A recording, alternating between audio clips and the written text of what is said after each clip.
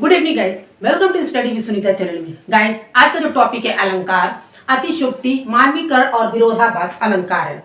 जैसा कि मैंने आपको प्रीवियस वीडियो में बताया जा चुके हैं कि आपको मैंने हर अलंकार का सेपरेट वीडियो बनाया है। जो अलंकार आपको पढ़ना है उसका आप पढ़ सकते हैं, ठीक है। मेरे चैनल पे जाके आप चेक कर सकते हैं, उसको पढ़ सकते, क्योंकि मैंने अलग अलग इसलिए बनाया है क्योंकि आपको पढ़ने में भी सुविधा होगी और बहुत अच्छे से आसानी से पढ़ सकते हैं, ठीक है।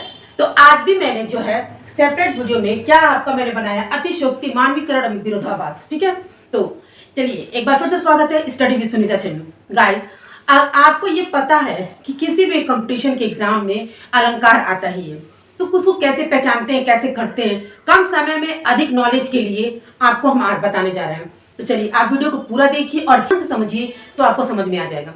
देखिए, अतिशयोक्ति, सबसे पहले तो परिभाषा समझते हैं अतिशयोक्ति होती क्या है। तो आपको ये मालूम ही है, अतिशयोक्ति का मतलब कोई चीज को बढ़ा चढ़ा कर कहना, ठीक है, वैसा हो ना हो, ठीक है, आपकी सीमा से परे, आपकी सीमा से परे जैसा हो ना उस चीज की बातों को बढ़ा चढ़ा कर कहना। जैसे देखिए, एक नॉर्मली हम आपको एग्जांपल दे रहे हैं, क्योंकि देखिए पंक्ति में यहाँ सब आपको एग्जांपल है, सब कवि देते हैं, ठीक है ना, वो उनके अकॉर्डिंग मैं आपको समझाऊंगी। एक नॉर्मल बात बता रहे हैं मैं आपको। क्या होता है, किसी की झूठी तारीफ करना, वो इंसान आगे वाला वैसा होता नहीं है बट उसकी झूठी तारीफ करना, ये ऐसा है तो बहुत सुंदर, मतलब कुछ भी, किसी भी चीज को, या फिजिकल हो या अट्रैक्ट मतलब हो, किसी चीज को ले, एजुकेशन को, क्वालिटी को लेकर, किसी भी चीज को लेकर इंसान बढ़ा चढ़ा, अगर आगे वाला उस तरह का ना हो फिर भी इंसान झूठी तारीफ करता है, वो भी एक तरह से अतिशयोक्ति ही हुई कि वो उस तरह का है ना, उसके लोग सीमा से परे हैं, ठीक है ना। उसी तरह से परिभाषा क्या कहती है, जहाँ किसी वस्तु, पदार्थ, ठीक है, या कथन, कोई भी कथन हो, उसका वर्णन आपके लोक सीमा से बढ़ा चढ़ाकर, ठीक है, जो आप कल्पना भी नहीं कर सकते इस तरह का हो सकता है, उस चीज को प्रस्तुत जो किया जाएगा वही आपका अतिशयोक्ति अलंकार होता है।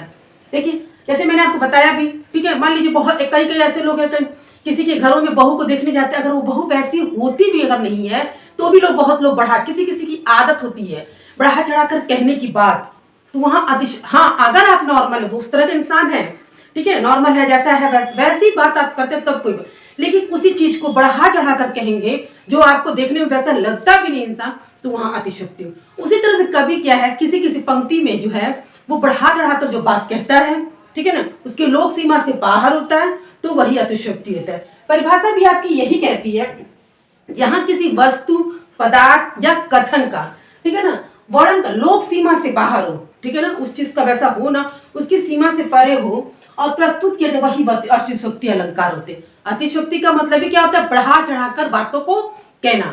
चलिए उदाहरण से समझते हैं।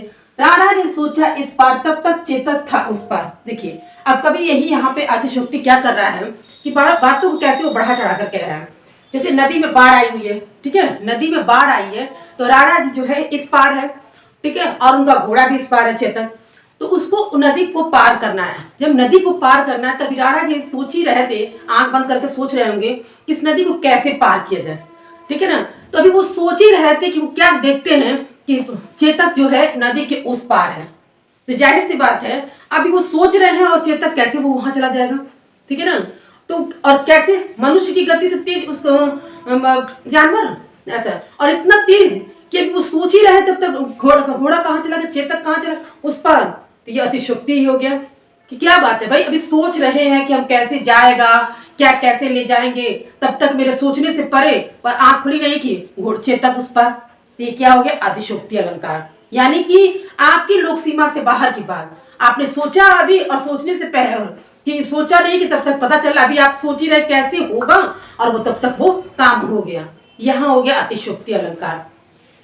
मानवीकरण, मानवी से संबंध में आ रहा है, मानव जैसा लगना, ठीक है ना। मानवीकरण का मतलब मानव जैसा लगना। परिभाषा क्या है, निर्जीव वस्तु या निर्जीव कोई चीज हो वो सजीव की तरह दिखना, यानी कि सजीव की तरह दिखना, यानी कि मानव की तरह दिखना ही मानवीकरण होगा। परिभाषा क्या है, जहां निर्जीव या सजीव, ठीक है ना, की तरह काम करे, कोई चीज जो निर्जीव या सजीव की तरह काम करे, वहां निर्जीव को सजीव मान लिया जाए, वो जो चीज निर्जीव है उसको सजीव मान लिया जाए, वही होता है आपका मानवीकरण।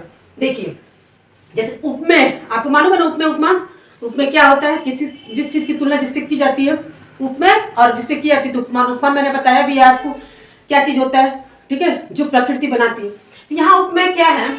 उपमेय में निर्जीव वस्तु या प्रकृति, ठीक है, लेकिन वो मानव जैसा लगना, ठीक है ना। जो उपमेय है आपका वो मानव जैसा, निर्जीव रहेगा बट आपकी जो कल्पना वो मानव जैसा लगना। यहाँ पे परिभाषा आपकी यही कह रही है, जो निर्जीव है सजीव की तरह लगना, ठीक है ना। निर्जीव सजीव की तरह लगना, सजीव की तरह काम करना, ठीक है। कल्पना ऐसी होगी कि वो जो निर्जीव जैसा लगेगा वो सजीव की तरह काम कर रहा है, और निर्जीव को ही सजीव मान लेना, ठीक है ना। निर्जीव क्या मतलब, जान को नहीं तो आपको पता ही है, लेकिन उस निर्जीव सजीव की तरह काम करना और निर्जीव को सजीव मान लेना, यही मानवीकरण, यानी कि उसको मानव जैसा मान लेना। उसको क्या मान लेना? मानव जैसा मानना। परिभाषा देखिए, फूल हंसे कलियां मुस्कुराई। अरे फूल हंसी, क्या फूल हंसते हैं? ठीक है, कलियां मुस्कुराती हैं, लेकिन नहीं। यहाँ पे क्या है? फूल हंसे तो कलियां मुस्कुराई, ये कहावत है। लोग कहते हैं फूल हंसे तो कलियां मुस्कुराई। क्या फूल हंसे? फूल खिलता है, हंसता नहीं है। और कलियां मुस्कुराती है, क्या वो कोई मनुष्य है? कोई वो है? नहीं। लेकिन लोग कहते हैं फूल हंसे तो कलियां मुस्कुराई। यहाँ बात क्या हो गई कि फूल निर्जीव है, अब निर्जीव क्या को सजीव जैसा उसकी उपाधि दी गई, सजीव जैसा मान लिया गया कि फूल हंसे तो कलियां मुस्कुराई। इसी को कहा जाता है मानवीकरण। मतलब आपको बस ये समझना है, मानवीकरण आपको जब भी पहचान करनी होगी, आपको जब एग्जाम में बस ये देखना है, जो पंक्ति दी रहेगी उसका जो अर्थ निकलेगा निर्जीव होगा, बट वो कैसा अर्थ निकलेगा? सजीव जैसा। फूल है निर्जीव, लेकिन फूल हंसे तो कलियां मुस्कुराई, कहने का मतलब है फूल तो हंसता नहीं है, ठीक है ना, फूल तो खिलता है, लेकिन इसकी जो तुलना दी गई है वो सजीव की तरह दी गई। मानव भी हंसने का काम कौन करता है? मानव करता है, और इसकी तुलना मानव जैसे कर दी गई है, तो फूल हंसे तो कलियां मुस्कुराई। इसीलिए इसको क्या है? ये मानवीकरण। मतलब उस वस्तु की तुलना, उस स्थिति की तुलना, हर जो तिल की तुलना मानव जैसा लगना, वही होता है आपका मानवीकरण। विरोधाभास, ठीक है। विरोधाभास अलंकार में क्या होता है? जहां पे दो विरोधी, ठीक है ना, जो भी दो विरोधी तत्व एक जगह पे आ जाए वहां विरोधाभास होता है, ठीक है। जिस पंक्ति में, ठीक है, जिस पंक्ति में आपका विरोधी तत्व एक जगह, यानी कि उल्टा, विलोम। देखिए आपको एक ऐसा से, जहां विरोधी मतलब विलोम, एक दूसरे के विरोध का मतलब ही क्या होता है? एक दूसरे के विरोध होना, ठीक है ना। आपको समझ में आ रहा होगा, विरोधाभास का मतलब एक दूसरे के विरोध होना, यानी कि उस पंक्ति में उसके विरोध होना, ठीक है। वो पंक्ति में आप जब देखेंगे, उस कविता को जब देखेंगे तो एक दूसरे के विरोध लगेंगे, ठीक है। ऊपर से वो विरोध दिखेंगे, बट आप उसका जब पंक्ति का अर्थ निकालेंगे तो वो विरोध नहीं होगा, उल्टा नहीं होगा, मतलब विरोध नहीं होगा, केवल ऊपर से दिखने में ही वो विरोधाभास होगा, लेकिन वो जब उसका अर्थ निकालेंगे तो विरोध नहीं होगा। मतलब अर्थ में उस अर्थ जब निकालते हैं उस पंक्ति का, तो विरोधाभास सब क्या उल्टा जैसे नहीं निकलेगा, केवल ऊपर से वो आपको दिखेगा, ठीक है ना। परिभाषा जैसे देखिए, जहां पे दो विरोधी तत्व मतलब दिखे, आपको ये देखेंगे कि एक दूसरे के विरोध हैं, ठीक है ना, वहां विरोधाभास होता है। लेकिन विरोधी मतलब एक दूसरे के विलोम होंगे। भाई विरोध का मतलब हाँ ये है इसके विरोधी, है तो भाई उल्टा हो गया, विलोम हो गया, लेकिन एक साथ में, लेकिन वहां पे उस पंक्ति में विरोधाभास नहीं होगा। उसका जो अर्थ निकलता है वो विरोधाभास जैसा नहीं निकलता, उसका अर्थ सही मायने में ही निकलता है। जैसे देखिए, विस्मय में यह गोदावरी अमृत को फल देत। अब उदाहरण क्या है? विस्मय में यह गोदावरी अमृत को फल दे, यानी कि आपको देखिए ऊपर से क्या है? विस्मय, आप समझ रहे हैं? विस्मय क्या होगा? इस तरह से आपको और देखेंगे तो आपको क्या लगेगा? विस्मय मतलब विष, और अमृत का अमृत एक दूसरे के विरोधाभास है ना, उल्टा जैसे है विरोध। लेकिन जब इसका अर्थ निकालेंगे तो क्या होगा? विशाल गोदावरी जो है हम लोगों को अमृत का फल देते हैं। तो इस अर्थ में कहा ये निकला कि विष और अमृत की बात आई है? नहीं आई है। ऐसे तो पंक्ति में देख रहे थे विष और अमृत की बात, तो ठीक है ना। यह आपको, यह इसी से आपको समझ जाना कि विरोधाभास, क्योंकि दो शब्द जो है वो दोनों दो तत्व हैं, वो एकदम अलग है, एक विष एक अमृत है, इसी से आप समझ जाएंगे विरोधाभास है। लेकिन जब अर्थ निकालेंगे तो विस्मय यह गोदावरी अमृत को फल देत, यानी कि विशाल जो गोदावरी है वो हम लोगों को जो फल देते, अमृत जैसा फल देते हैं। तो यहाँ कहाँ से आपको ये और विरोधाभास का उल्टा अर्थ निकला? नहीं ना। बस ये समझना है कि ऊपर से जो पंक्ति में दिखेगा जो शब्द वो विरोधा होगा, उल्टा होगा, लेकिन अर्थ में नहीं, अर्थ जैसा पंक्ति जैसा निकलता है। तो ठीक है, एक बार हम आपको ये समझाते हैं अतिशयोक्ति अलंकार क्या होगा। तो अतिशयोक्ति अलंकार यानी कि किसी वस्तु, तत्व, किसी कथन बढ़ा चढ़ाकर बातों को कहना, ठीक है, जो आपकी लोक सीमा से बाहर है, जैसा आप सोच नहीं सकते उस चीज से बाहर हो, वहां अतिशयोक्ति अलंकार होगा। ठीक है, जैसे एग्जांपल में मैंने बताया भी आपको कि राणा ने सोचा इस पार तब तक चेतक उस पार। कहने का मतलब है अभी राणा ने सोच ही रहा है कि इस नदी के पार मैं कैसे जाऊं, तब तक चेतक उस पार। तो ये बस क्या आपको लग नहीं रही अतिशयोक्ति? ये कैसे हो जाए? अभी राणा ने सोच ही रहे हैं कि हम कैसे उसको उस पार ले जाएंगे, तब तक वो उस पार चला जाएगा ना। ऐसा हो सकता है क्या? नहीं। उसी तरह से मानवीकरण में क्या है, आपको ये देखना है कि निर्जीव जो वस्तु है, ठीक है ना, लेकिन आपको सजीव जैसा दिखता है, देखे मतलब की तरह काम करेगा।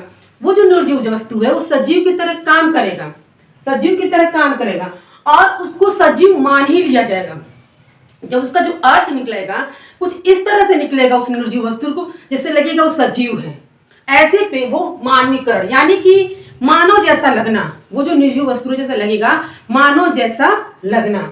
फूल हंसे कलियां मुस्कुराई, भाई फूल हंसी, फूल निर्जीव हो गया, लेकिन बात कैसे कह रहा है? फूल हंसे तो कलियां मुस्कुराई, तो ना फूल हंस कलियां मुस्कुराती है, तो ठीक है, लेकिन उसको क्या मान लिया गया? सजीव मान लिया गया। क्यों? भाई फूल हंसती है, कहने का मतलब है फूल हंसे तो भाई इसको सजीव मान के बता दिया गया है कि हाँ ये फूल हंसे तो कलियां मुस्कुराई। उसी तरह विरोधाभास यानी पंक्ति में जो दिखेगा आप ऊपर से, उसमें आपके एक दूसरे के विरोध दिखाएगा, मतलब उल्टा रहेगा। आप जब पंक्ति देखेंगे तो उसमें जो शब्द रहेगा उपमेय उपमान, तो आपको कैसा दिखेगा? एक दूसरे के विरोध, एक दूसरे के उल्टा, तो आप विरोधाभास। लेकिन जब उसका अर्थ निकालेंगे तो वो एक दूसरे के विरोध नहीं होगा, एक दूसरे के उल्टा नहीं होगा। तो यहाँ विरोधाभास केवल ऊपर से विरोधाभास होता है, लेकिन पंक्तियों में नहीं। तो गाइस आपको मैंने बहुत अच्छे से अतिशयोक्ति, मानवीकरण, विरोधाभास अलंकार समझा भी दिया और आपको समझ में भी आ गया होगा। अगर समझ में आ गए तो प्लीज मेरे चैनल को लाइक, सब्सक्राइब और शेयर कीजिएगा। मिलते हैं नेक्स्ट वीडियो में।